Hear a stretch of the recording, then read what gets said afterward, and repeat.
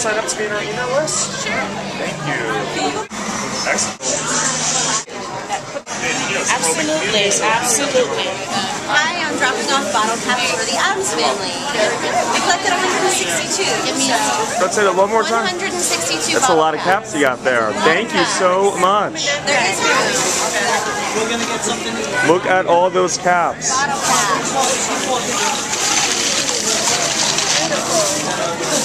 Yay, Adams family. Go Adams family. Thank you. Happy Halloween. Hi, good afternoon. Hello!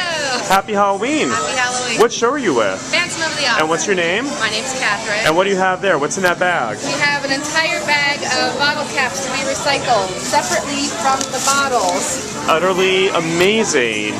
Now what, you're not allowed to recycle them together with the bottles? They are a different number plastic. They have to be separated and recycled separately. Excellent. And how long have you been collecting those bottle caps? We've been collecting them for a few months, but our green captain has been very diligently returning them into a beta which will recycle them. So this does not represent everything we've collected, but we've been collecting for a while. Okay. Well, fantastic. Well, happy Halloween. Happy Halloween.